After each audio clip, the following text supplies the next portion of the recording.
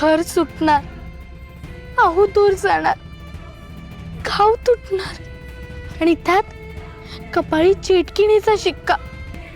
विठुऱ्या, तू नाही ना रे मला दूर लोटणार.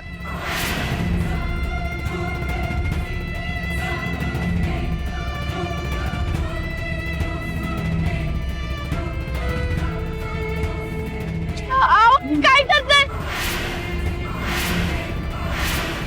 माझा विठुरायाला का ओढताय?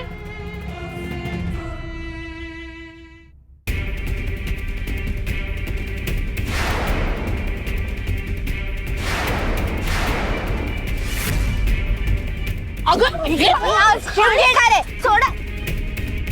काय करतेस? असा खुळेपणा करू नकोस. काहीतरी विपरीत करून का स्वतःचे हात पोळतीयेस? माणिक, हे बघ, तू काहीच चुकीचं करत नाहीयेस, पण चिखलात दगड फेकला ना का चिखल आपल्या अंगावर सुद्धा उडतोच ना. मग कशाला स्वतःच्या अंगावर चिखल ओढून घेतेस? नाही, सोडा मला. मी आज हिचा जीव घेणार आहे. सोडा. अगं माणिका, काय कुळेपणा चाललाय तुझा? हा, अगं तू आमच्या घरची होणारी सून आहेस ना, दिगूची बायको. मग हे काय करतेस? अगं तुला शोभत नाहीये. पण ही आहे ना मध्ये, ही दरवेळी माझ्या सुखाच्या आडे येते आणि ही चेटकीन मरत पण नाही. सोडा. माणिक, काय करतेस तू?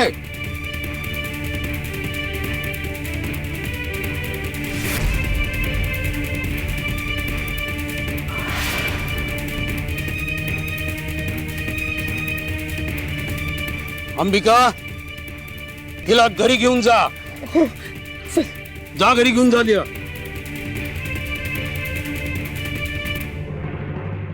मूर्खांनो, अरे अक्कल घाण ठेवलीत का तुम्ही?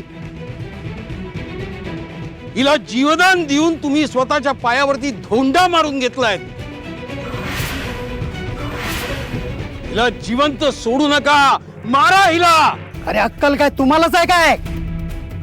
तुमच्या पायाखाली काय जळतंय ते बघा. आधी तुमच्या मुलीला आवरा आणि हा तुमचा शहाणपणा आहे ना, तो सोडा. हा जो काय निर्णय आहे जीवदानाचा, तो बाबाजींनी घेतलेला आहे आणि बाबाजींचा शब्द हा प्रमाण शब्द आहे आणि आम्ही फक्त बाबाजी आणि जिगोरवाचे आदेश मानतो, तुमचे नाही. कोण तुम्ही? चला निघा. काय रे, बरोबर ना?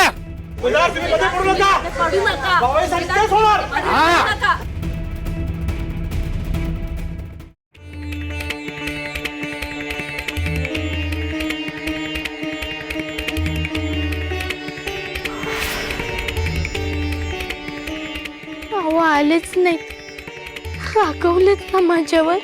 नाही नाही, ते खूप प्रेमळ आहेत, राग धरून नाही ठेवणार. माझे हाल त्यांना बघवणार नाहीत म्हणूनच आले नाहीत ते. पण विठुरा, अहोंना बघण्याची खूप इच्छा होती रे.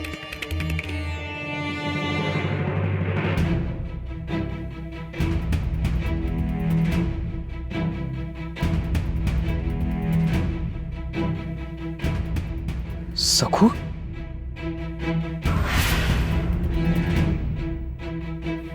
तू परत कशी आलीस?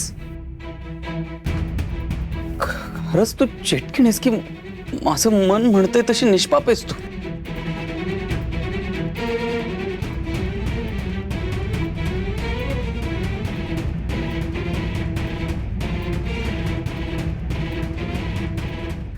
सखू, अगं घरात कुठे निघालीस तू आणि परत कशी आलीस? सखू, सखू, सखू, सखू, तू परत कशी आलीस? हा, तुला सोडलं का? आणि एकटीच कशी आलीस तू? तू पुन्हा काही गोंधळ तर नाही घातला ना सखू? हे बघ, मी आता फसणार नाही आता मी सखू. हो,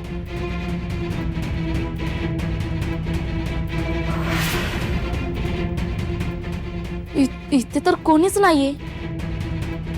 अरे दादा, इथे तर कोणीच नाहीये. आणि आणि कुठे कुठेच सखू वहिनी? अरे